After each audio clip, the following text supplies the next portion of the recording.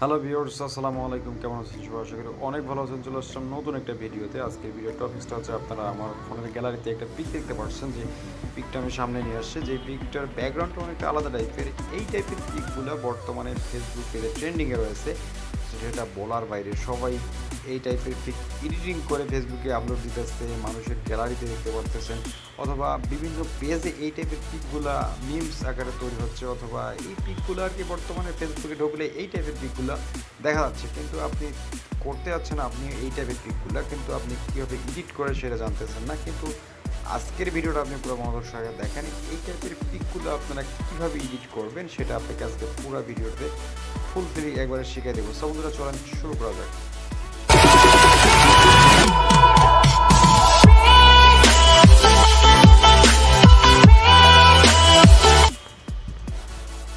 So বন্ধুরা, এই টাইপের পিকগুলো এডিট করার জন্য আপনাকে সর্বপ্রথম যে অ্যাপটা লাগবে সেটা হচ্ছে পিক্সেল ল্যাব। যে অ্যাপটা আমার ফোনে অলরেডি আছে, যদি আপনার ফোনে না থাকে সে অবশ্যই আপনারা গুগল প্লে স্টোর থেকে ডাউনলোড করে নেবেন। পিক্সেল ল্যাবে ঢোকার পর সর্বপ্রথম এরকম একটা পেজ আসবে। এখান থেকে আসার পর আপনার সর্বপ্রথম এখান থেকে টেক্সটটা ডিলিট করে দেবো। টেক্সটটা ডিলিট করে দিলাম, আমরা ক্লিক করলাম, টেক্সটটা ডিলিট করে দিলাম। দেওয়ার পর আমরা এখানে একটা ব্যাকগ্রাউন্ডটা সিলেক্ট করবো।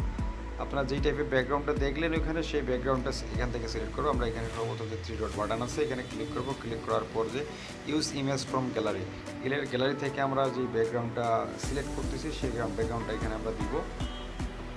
আমার কাছে অনেকগুলো ব্যাকগ্রাউন্ড আছে। আপনারা এই ব্যাকগ্রাউন্ডগুলো আবার কই পাবেন সেটা আপনাকে বলে রাখি। এই ব্যাকগ্রাউন্ডগুলো আপনারা গুগলে গিয়ে সার্চ করলে কিন্তু এমন টাইপের ব্যাকগ্রাউন্ডগুলো পেয়ে যাবেন। আমি একটা ব্যাকগ্রাউন্ড সিলেক্ট করলাম, এই যে একটা ব্যাকগ্রাউন্ড সিলেক্ট করলাম। ক্লিক করার পর এখানে ওকে করে দিয়ে দিলাম। ওকে করে দেওয়ার পর এখান থেকে আমরা এখন আমাদের পিকটা এড করবো। এখন আমরা এখান থেকে পিকটা এড করার জন্য আমরা এখান থেকে প্লাস বাটনটা আছে, প্লাস বাটনে ক্লিক করার পর ফ্রম গ্যালারি করার পর আমরা এখান থেকে আমাদের এই যে একটা পিএনজি টাইপের পিক আছে, এটা জাস্ট পিএনজি। এখান থেকে এটাতে কোনো ব্যাকগ্রাউন্ড নেই। ব্যাকগ্রাউন্ড আমি রিমুভ করছি। আপনি আপনার পিকের ব্যাকগ্রাউন্ডটা কীভাবে রিমুভ করবেন সেটা আপনাকে জানাই দিই। এটা জাস্ট এখান থেকে আমরা হোম করে দিলাম। আপনাকে যে কোনো একটা ক্রোম ব্রাউজারে চলে যাবেন, আপনার ফোনে যে কোনো ব্রাউজার থাকতে পারে সেই ব্রাউজারে চলে যাবেন। ব্রাউজারে যাওয়ার পর আপনার লিখবেন যে কী লিখবেন, এখানে লিখবেন যে রিমুভ বিজি। রিমুভ বিজি লেখার পর এখানে রিমুভ বিজি লেখার পর আমরা রিমুভ বিজি এই পেজটাতে চলে যাবেন।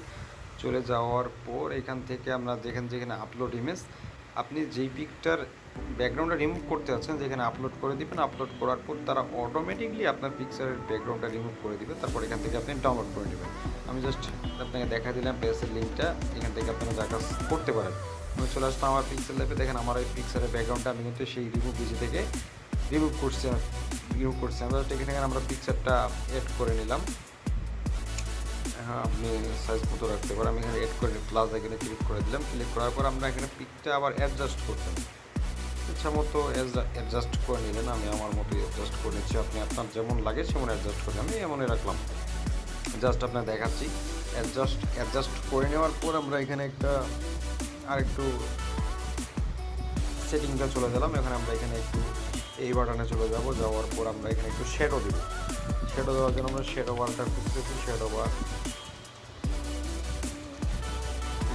এই শ্যাডো দেওয়ার পর আমরা এটা এনাবেল করে দেবো। এনাবেল করার পর আমরা এখানে হোয়াইট কালারটা সিলেক্ট করবো। হোয়াইট কালারটা সিলেক্ট করে হালকা একটু হোয়াইট করে দেবো। তাহলে এই শ্যাডো করার ক্ষেত্রে হবে কি, দেখেন আমার পিকচারের সাইড দিয়ে একটা সাদা সাদা ভাব আসছে, তাহলে পিকচারটা একটু ভালো দেখা যায়। এখানে করার পর আপনি আপনার ইচ্ছা মতো আর অনেক কিছু এড করতে পারেন। আমি জাস্ট এমন করে দেখাই দিলাম। আমি আমার মতো করে দেখা দিচ্ছি। আপনি আপনার মতো করে বিভিন্ন রকম এডিটিং করতে পারেন। আপনি আপনার কোনো লেখা থাকলে এখানে লিখে দিতে পারেন, অথবা আরও অনেক কিছু এড করতে পারেন। আমি জাস্ট এমনভাবে দেখা দিলাম। এখন এই সব কিছু করার পর আপনারা কী করবেন, করার পর এখানে একটা সেভ বাটন আছে, সেভ বাটনে ক্লিক করলাম। সেভ বাটনে ক্লিক করে সেভ ইমেজ করার পর সেভ টু গ্যালারিতে ইমেজ করলে সেভ করলাম ইমেজটা আমার গ্যালারি। তো বন্ধুরা, আজকের ভিডিওটা এখান থেকে ছিল। ভিডিওটা যদি আপনার ভালো লাগে অবশ্যই ভিডিওতে আপনারা একটা লাইক দেবেন, একটা কমেন্ট করবেন এবং বন্ধুদের মধ্যে ভিডিওটা শেয়ার করে দেবেন, যেন আপনার বন্ধুরা আমার এই ভিডিওটা দেখে এই টাইপের পিকগুলো এডিট করতে পারে। সো বন্ধুরা, ভালো থাকবেন, দেখা হবে নেক্সট কোনো ভিডিওতে। আর আমার চ্যানেলটিকে অবশ্যই সাবস্ক্রাইব